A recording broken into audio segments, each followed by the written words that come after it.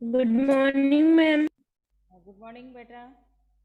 Good morning all student. मैं Mamta Sharma Adarsh Bal Good Niketan. morning, ma'am. Good morning Liza. Good morning, ma'am. Good morning all of you. मैं ममता शर्मा आदर्श बाल निकेतन उच्च माध्यमिक विद्यालय में हिंदी अध्यापिका आप सभी बच्चों का हिंदी ऑनलाइन क्लास में हार्दिक स्वागत करती हूँ। स्टूडेंट, आप अपने एग्जाम की तैयारी कर रहे हैं ना बेटा? एग्जाम मैम की आपकी आवाज नहीं आ रही। आवाज नहीं आ रही? अब सुनाई दे रही है क्या? हेलो? नो मैम, अभी भी नहीं आ रही। बिल्कुल भी नहीं आ रही क्या? हेलो? आवाज अब सुनाई दे रही है क्या बेटा? हेलो प्राची? Ma'am, हाँ, हेलो? आवाज मैम आप 13 चैप्टर नहीं पढ़ाओगे? 13 चैप्टर कल पढ़ाया था ना? नहीं पढ़ाया क्या? एक दिन का वाला? अच्छा, कल उसमें पढ़ाया 12 था। पढ़ाया था आपने। अच्छा, आज हम 14 पढ़ लेते हैं, कल पढ़ लेंगे। ठीक है? आवाज सुनाई दे रही है ना बेटा अब तो? हैं? Yes, खुशी, प्राची, ma'am. आवाज Yes, सुनाई ma'am. दे रही है ना अब? मैम हाँ, शुरू करें अपन चैप्टर। आज हम अपनी पाठ्य पुस्तक वसंत भाग 2 से पाठ 14 का अध्ययन करेंगे, जिसका नाम है खान पान की बदलती तस्वीर और जिसके लेखक हैं प्रयाग शुक्ल। इन्होंने हमें इस चैप्टर में यह बताया है कि जो हमारी खान पान की जो संस्कृति है वह अब बदल रही है। यानी पहले हम केवल स्थानीय व्यंजनों का स्वाद ले सकते थे। स्थानीय व्यंजन क्या होते हैं? जो अपने इलाके में ही बनते हैं। जैसे हम राजस्थान के हैं तो हमारा राजस्थान का दाल जो बाटी चूरमा है वो प्रसिद्ध है। पहले क्या था कि केवल हम अपनी ही जो स्थानीय इलाकों के जो व्यंजन है उन्हीं का स्वाद ले सकते थे। लेकिन आज की खान पान की बदलती तस्वीर के कारण हम हर जगह के जो स्थानीय व्यंजन हैं उनका स्वाद ले सकते हैं। तो इसी पर आधारित यह अपना चैप्टर है कि खान पान की बदलती तस्वीर। शुरू करते हैं हम इसको। पिछले 10-15 वर्षों में हमारी खान पान की संस्कृति में एक बड़ा बदलाव आया है। इडली, डोसा, वड़ा, सांभर, रसम अब केवल दक्षिण भारत तक सीमित नहीं है। कि पिछले 10 वर्षों से हमारी जो खान पान की जो संस्कृति है, जो खाने पाने के हमारा जो ढंग है, उसमें एक बहुत बड़ा बदलाव आया है।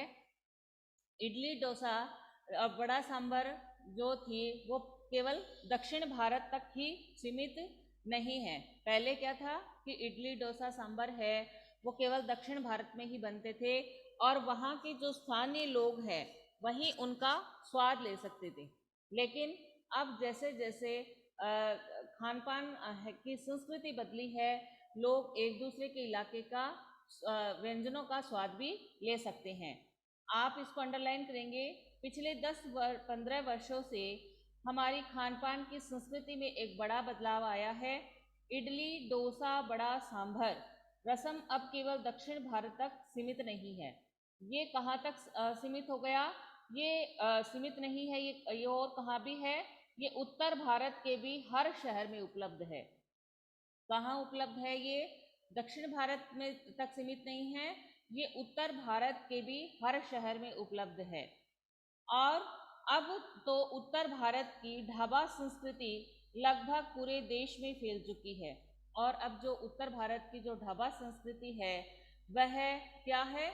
हमारे लगभग पूरे देश में फैल चुकी है। अब आप कहीं भी हो, उत्तर भारतीय रोटी, दाल, साग आपको मिल ही जाएंगे। फास्ट फूड, तुरंत भोजन का चलन भी बड़े अच्छे शहरों में खूब बड़ा है। इस फास्ट फूड में बर्गर, नूडल्स जैसी कई चीज़ें शामिल है। एक ज़माने में कुछ ही लोगों तक सीमित चाइनीज़ नूडल्स अब संभवतः किसी के लिए अजनबी नहीं रही। कि खान पान की जो बदलती तस्वीर है इस कारण हम कहाँ भी भारत के किसी भी इलाके में रह रहे हैं, हम उन जो दूसरे जो शहरों के जो खान पान है उनका भी हम अब स्वाद ले सकते हैं। उनके लिए अब हमें उसी शहर में या उसी इलाके में जाने की ज़रूरत नहीं है। हम भारत के किसी भी कोने में रहे, हम किसी भी इलाके का स्थानीय व्यंजन है उसका स्वाद लेना चाहे तो हम ले सकते हैं, क्योंकि अब है वो भारत के हर शहर में, हर गांव में, हर जो प्रसिद्ध व्यंजन है वो बनने लगे हैं। पहले क्या था, ये जैसे सांभर बड़ा था, इडली डोसा था, ये केवल दक्षिण भारत में ही बनते थे। अब यह जो खान पान का बदलती तस्वीर के कारण हमें हर जगह उपलब्ध हो जाता है। ऐसे ही जो दाल बाटी चूरमा है वो केवल पहले राजस्थान में ही बनता था, अब हर जगह में आप हर किसी भी टाइम खाना चाहो तो वो आपको मिल जाएगा। अब आप फास्ट फूड यानी क्या होते हैं, जो तुरंत ही तैयार हो जाए, उन भोजन का भी चलन है वो बड़े शहरों में खूब बड़ा है। इस फास्ट फूड में क्या क्या प्रसिद्ध है? बर्गर, नूडल्स जैसी कई चीज़ें शामिल है।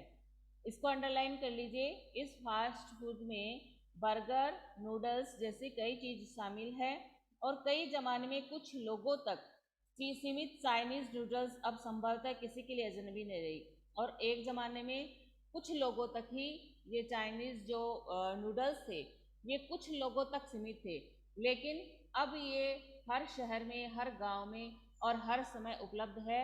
आप कहीं भी आओ जाओ और कहीं किसी ढाबे में खाओ, वहाँ पर आप ऑर्डर करो, आपको वो तुरंत ही मिल जाएगा। 2 मिनट्स नूडल्स के पैकेट बंद रूप से कम बच्चे बूढ़े सभी परिचित हो चुके हैं। इसी तरह नमकीन के कई स्थानीय प्रकार अभी तक भले मौजूद हो, लेकिन आलू चिप्स के कई विज्ञापित रूप तेजी से घर घर में अपनी जगह बनाते जा रहे हैं। 2 मिनट्स नूडल्स, 2 मिनट्स नूडल्स का मतलब क्या है कि 2 मिनट में तैयार होने वाले जो नूडल्स हैं वो क्या है कि अब जो पहले थे वो कहीं कहीं मिलते थे, अब सब जगह उपलब्ध है और बच्चे तो बच्चे, बूढ़े सभी परिचित हो चुके हैं इस नूडल्स को। बच्चे तो बच्चे यानी बच्चे तो जानते ही जानते हैं, बूढ़े लोग भी हैं वो भी परिचित हो गए हैं और वो भी इसको खाना पसंद करते हैं। इसी तरह नमकीन के कई स्थानीय प्रकार अभी तक भले मौजूद हों, लेकिन आलू चिप्स के कई विज्ञापित रूप तेजी से घर घर में अपनी जगह बनाते जा रहे हैं।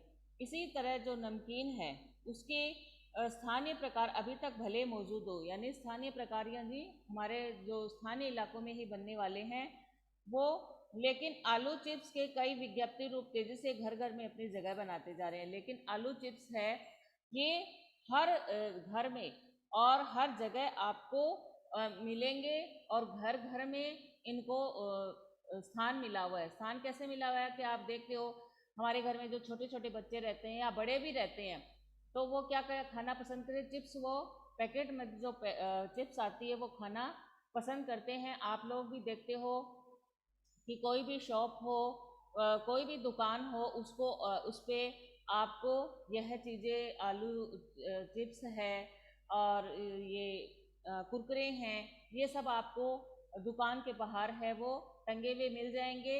और हर बच्चे हैं और हर बच्चे ही क्या, बूढ़े भी इनको खाना है वो पसंद करते हैं।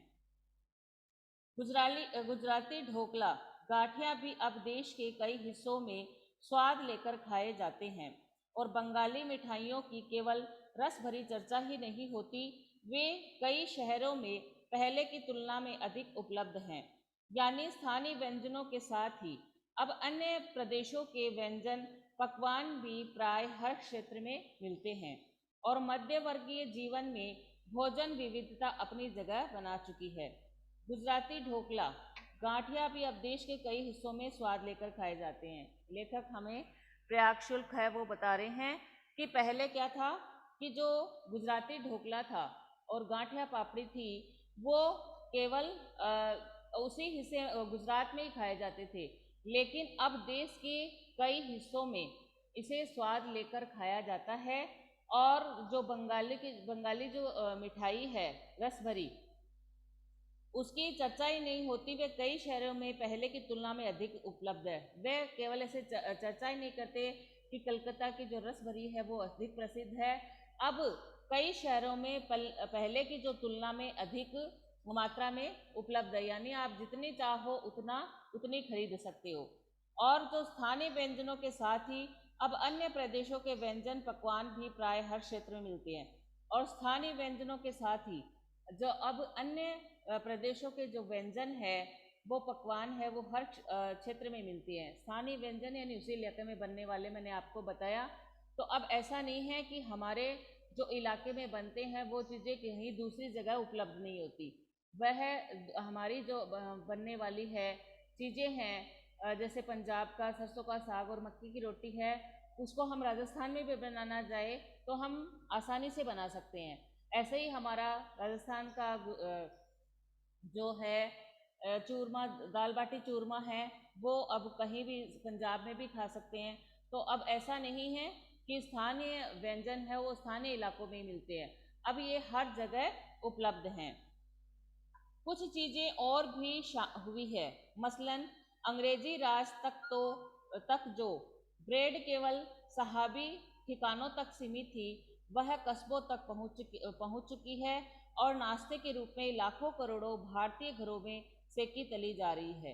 कुछ चीज़ें और भी हुई है, यानी कुछ चीज़ों में और भी बदलाव आया है। प्रयाग शुल्क हमें बता रहे हैं कि पहले देखो अंग्रेजी राज था, जब हमारा देश है वह गुलाम था, तो केवल सहाबी ठिकानों यानी जहाँ पर केवल अंग्रेज रहते थे वहाँ तक ही वह जो ब्रेड थी वो वहाँ तक ही उपलब्ध थी, यानी उनके जो अंग्रेज रहते थे वो खाते थे और उन्हीं के पास पहुँचती थी, केवल उन्हीं तक सीमित थी। लेकिन अब देखते हो कि वह गाँव में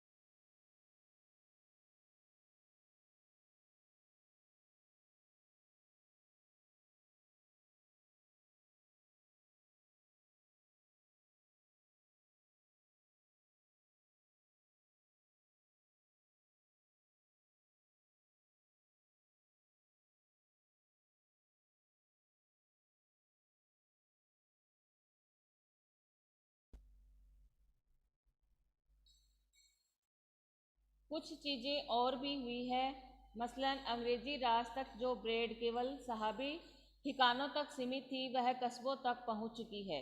कि कुछ चीज़ें और भी हुई है, कुछ चीज़ें क्या हुई है कि जो पहले ब्रेड थी वो अंग्रेजी राज में केवल सहाबी ठिकानों यानी अंग्रेजों तक ही पहुंचाई जाती थी। और अब खान पान की बदलती तस्वीर के कारण अब ब्रेड है वो हर घर में आपको मिलेगी और हर घर में सेकी भी जाती है, तली भी जाती है। आप लोग भी देखते होंगे कि हर घर में ब्रेड है वो मिलती है और सुबह सुबह जो ब्रेड को बेचने वाले हैं वो गली मोहल्ले में घूमते हैं और अब ब्रेड का व्यवसाय है वह बहुत तेज़ी से बढ़ा है। सभी आपके घरों तक सुबह सुबह रोज़ जो ब्रेड बेचने वाले उनके द्वारा ब्रेड पहुंचाई जाती है और सभी नाश्ते के रूप में इसको खाना भी पसंद करते हैं। खान पान की इस बदली हुई संस्कृति सबसे अधिक प्रभावित नई पीढ़ी हुई है। खान पान की इस बदली हुई संस्कृति में सबसे ज़्यादा अधिक प्रभावित कौन हुआ है? सबसे ज़्यादा अधिक प्रभावित नई पीढ़ी हुई है, जो पहले के स्थानीय व्यंजनों के बारे में बहुत कम जानती है पर कई नए व्यंजनों के बारे में बहुत कुछ जानती है। जो इसको अंडरलाइन करेंगे पहले हम लोग। खान पान की इस बदली हुई संस्कृति से सबसे अधिक प्रभावित नई पीढ़ी हुई है। सबसे अधिक प्रभावित कौन हुआ है? सबसे अधिक प्रभावित है वो नई पीढ़ी हुई है, जो पहले के स्थानीय व्यंजनों के बारे में बहुत कम जानती है। जो पहले के हमारे जो स्थानीय व्यंजन थे उनके बारे में बहुत कुछ कम जानती है और लेकिन जो नए व्यंजन हैं उनके बारे में बहुत ज़्यादा जानती है। स्थानीय व्यंजन भी तो अब घटकर कुछ ही चीज़ों तक सीमित रह गए हैं। बम्बई की पाव भाजी और दिल्ली के छोले कुलचों को दुनिया पहले की तुलना में बड़ी ज़रूर है पर अन्य स्थानीय व्यंजनों की दुनिया में छोटी हुई है। बम्बई की जो पाव भाजी है और दिल्ली के जो छोले कुलचे हैं उनकी दुनिया पहले की तुलना में बड़ी ज़रूर है कि पहले वो थे पाव भाजी है और छोले कुलचे थे, ये क्या थे उन वहीं तक बनते थे, लेकिन आज हर घर में और हर जगह इसको पाव भाजी को छोले कुलचे को बनाया जाता है। आपके घरों में भी बनते होगी ना पाव भाजी और छोले कुलचे। तो ये कह रहे हैं पर अन्य स्थानीय व्यंजनों की दुनिया में छोटी हुई है, पर अन्य जो स्थानीय व्यंजन है उनकी तुलना में इनकी जो जगह है वो छोटी हुई है। जानकारी ये भी बताते हैं कि मथुरा के पेड़ों और आगरा के पेठे नमकीन में अब वह बात कहाँ रही, यानी जो चीज़ें बची भी हुई हैं उनकी गुणवत्ता में बड़ा फर्क पड़ा है। और जानकारी ये भी बताते हैं कि जो इस चीज़ को अच्छी तरह से जानते हैं, जो इनके विशेषज्ञ हैं, वो ये कहते हैं कि मथुरा के पेड़े हैं वो बहुत प्रसिद्ध थे और आगरा के पेड़े थे वो बहुत ज़्यादा पसंद थे, लोग उन्हें खाना बहुत ही पसंद करते थे। लेकिन अब वह बात कहाँ रही, यानी अब वह बात नहीं है। कैसे नहीं है? क्योंकि लोग फास्ट फूड है, आज की युवा पीढ़ी है वो फास्ट फूड खाना अधिक पसंद करती है, तो अब वह बात नहीं रही। यानी जो चीज़ एक तो उनके क्या है कि लोग हैं वो फास्ट फूड खाना भी पसंद करते हैं। दूसरा क्या है कि उनकी थोड़ी गुणवत्ता में भी फर्क आया है कि उनमें पहले जो गुणवत्ता थी उसमें भी फर्क है। और फिर मौसम और ऋतुओं के अनुसार फलों और खाद्यान्नों से जो व्यंजन और पकवान करते थे उन्हें बनाने की फुर्सत भी अब कितने लोगों को रह गई है। अब गृहिणियां या कामकाजी महिलाओं के लिए खरबूजे के बीज सुखाना, छीलना और फिर उनसे व्यंजन तैयार करना सचमुच दुस्साध्य है। वो कहते हैं कि उनकी गुणवत्ता में फर्क पड़ा है, ये तो है ही है ये कारण। दूसरा क्या है कि मौसम और ऋतु के अनुसार फलों खाद्यान्नों से जो व्यंजन और पकवान बना करते थे कि मौसम के अनुसार है कि सर्दी में हमें कैसे व्यंजन खाते हैं, गर्मियों में कैसे खाते हैं, और ऋतु के अनुसार हम जो खाना खाते थे, फल खाते थे वो और जो व्यंजन बनते थे सर्दी के अकॉर्डिंग, गर्मी के अकॉर्डिंग, वो उन्हें बनाने की अब फुर्सत है वो अब कितने लोगों को रह गई है। यानी अब ना इन व्यंजनों को मौसम के अनुसार, ऋतुओं के अनुसार व्यंजन बनाने की फुर्सत किसी के पास नहीं है, क्योंकि अब जो महिलाएं हैं वह भी घर घर ऐसे नहीं है कि केवल घर ही घर में रहे, वह भी कामकाजी हो गई है, महिलाएं भी है वो भी बाहर काम करने के लिए जाती है। इसलिए पहले जो औरतें होती थी पहले तरबूजे के छिलकों को सुखाती थी और फिर उनसे जो उनको छीलती थी और फिर उनसे जो व्यंजन तैयार करती थी वह अब बड़ा दुस्साध्य हो गया, यानी बहुत ही कठिन काम हो गया है। क्योंकि अब जो औरतें हैं वो कामकाजी हो गई हैं, उन पे गृहस्थी का भार तो है ही है, साथ में बाहर का जो जहाँ पर वो काम करती है उसका भार होने के कारण उनकी दोहरी भूमिका हो गई है। और दोहरी भूमिका होने के कारण वह अब जो चीज़ फटाफट तैयार हो जाती है, जो जल्दी बन जाती है, उन्हीं चीज़ों को बनाती है। उनके पास इतना समय नहीं होता कि अब वो खरबूजे के छिलकों को जो बीज है उनको सुखाए, फिर उसे छीले और उससे व्यंजन तैयार करे। इतना टाइम अब किसी के पास भी नहीं है, क्योंकि सबकी ज़िंदगी है वो भागम भाग है, यानी भागदौड़ की ज़िंदगी है। कि भाई अब मान लो किसी को सुबह 8 बजे ऑफिस पहुंचना है, औरत को या जेंट्स को, तो क्या है वो लेडीज है वो तैयार कर लेगी क्या, जो जिसमें टाइम लगता है जिस व्यंजन में नहीं कर सकती। इसलिए जो व्यंजन जल्दी तैयार हो जाते हैं उन्हीं को वो बनाती है। आप इसको भी अंडरलाइन कर लिया ना आप लोगों ने। बम्बई की पाव भाजी और दिल्ली के छोले कुलचे प्रसिद्ध हैं। आपको पूछे कि बम्बई के क्या प्रसिद्ध है, तो बम्बई की पहले पाव भाजी और दिल्ली के छोले कुलचे थे वो प्रसिद्ध थे।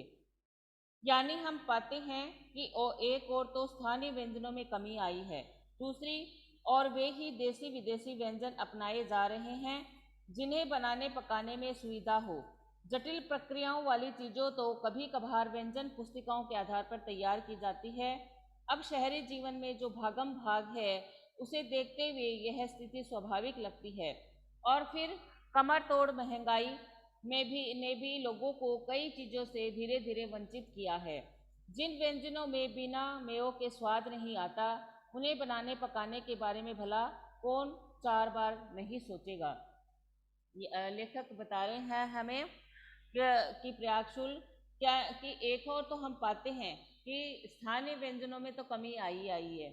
दूसरी क्या है, अब हम जो देसी विदेशी जो व्यंजन अपनाए जा रहे हैं जिन्हें बनाने पकाने की सुविधा भी है, जैसे नूडल्स है, मैगी है, ये क्या है 2 मिनट में ही तैयार हो जाती है। और जिसको किसी को जल्दी हो तो वो वही भोजन पकाएंगे ना जो कि जल्दी तैयार हो जाते हैं। तो नूडल्स है, मैगी है, क्या है 2 मिनट में तैयार हो जाती है, तो वो उन्हें पकाएंगे। इसलिए जो स्थानीय व्यंजन है एक तो उसमें कमी आई है, व्यंजनों में कमी आई है पकाने में, और इसीलिए जो देसी व्यंजन है वो अपनाए जा रहे हैं, क्योंकि उनमें बनाने में भी सुविधा है।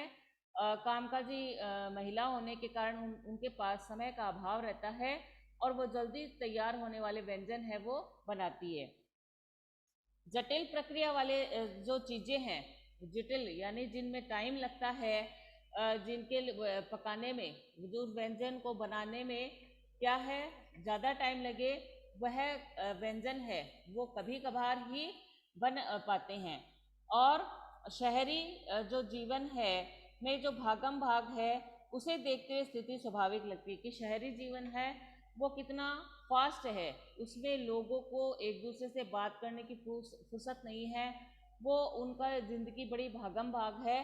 तो उन्हें देखते हुए यह स्थिति स्वाभाविक लगती है कि अब वो जो देर से पकने वाले व्यंजन है, देर से बनने वाले जो व्यंजन है वह नहीं बना सकते।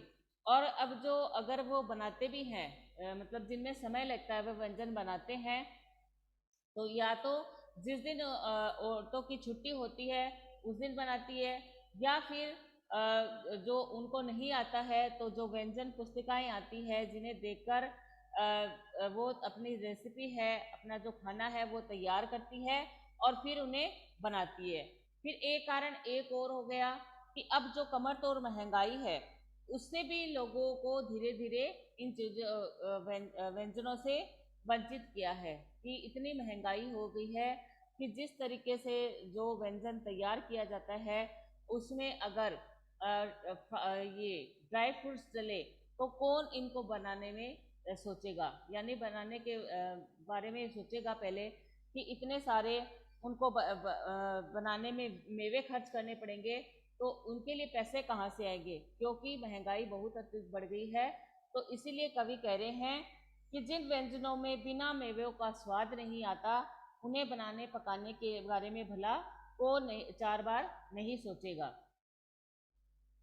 खान पान की जो एक मिश्रित संस्कृति बनी है, इसके अपने सकारात्मक पक्ष भी हैं। गृहिणियों और कामकाजी महिलाओं को अब जल्दी तैयार हो जाने वाले विविध व्यंजनों की विधियां उपलब्ध हैं।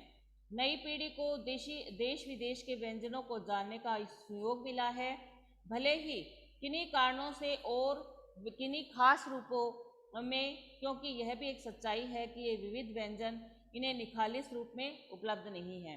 खान पान की जो एक मिश्रित संस्कृति बनी है, मिश्रित संस्कृति से क्या है कि देसी विदेशी चीज़ों का एक साथ मिल जाना, इसके अपने सकारात्मक पक्ष भी है। इसके यानी सकारात्मक पक्ष भी है, इसके केवल नकारात्मक पक्ष ही नहीं है, सकारात्मक पक्ष भी है इसमें कि गृहिणियों और कामकाजी महिलाओं को अब जल्दी तैयार हो जाने वाले विविध व्यंजनों की विधियां उपलब्ध है। कि जो गृहिणियां हैं, जो घर में रहने वाली है, और जो कामकाजी महिलाएं हैं, उसको अब जो जल्दी तैयार होने वाली व्यंजन है वो उनके पास उनकी व्यंजनों की विधियां उनके पास उपलब्ध है। तो नई पीढ़ी को देश विदेश के व्यंजनों का जानने का सुयोग मिला है। जो नई पीढ़ी है उनको देश विदेश में जो व्यंजन है उनको जानने का मौका मिला है, और भले ही किन्हीं कारणों से और किसी खास रूपों में, कि भले ही कोई भी कारण हो और कोई भी खास रूप हो, लेकिन एक ये सच्चाई भी है कि विविध व्यंजन उन्हें एक निखालिस रूप में उपलब्ध नहीं है। कि विविध व्यंजन है वो आज के ज़माने में देखते हुए, आज की भागम भाग दौड़ जिंदगी को देखते हुए ये व्यंजन है वो सही है। आज मिश्रित संस्कृति से क्या है कि मिश्रित संस्कृति होने के कारण इसका एक अच्छी बात यह है इसकी कि आज हम स्थानीय चीज़ों के साथ साथ दूसरे इलाकों के व्यंजनों का भी स्वाद ले सकते हैं। मैंने बताया मिश्रित संस्कृति क्या होती है कि देसी विदेशी चीज़ों का एक साथ मिल जाना। तो इस मिश्रित संस्कृति से हमें क्या फ़ायदा हुआ है कि इससे ही हमें ये फ़ायदा हुआ है कि हम जो अपनी जो स्थानीय चीज़ें हैं, यानी स्थानीय इलाकों की जो चीज़ें खाते हैं, उनके साथ साथ हम जो दूसरे इलाकों के व्यंजनों का भी स्वाद ले सकते हैं। तो स्टूडेंट, आज हमारी क्लास का टाइम है वो ओवर हो गया है। अगर आपको कोई बात पूछनी है तो आप पूछ सकते हैं। पूछना है क्या बेटा? No ma'am. ठीक है, तो बेटा है। Thank you, have a nice day. Okay ma'am. Okay.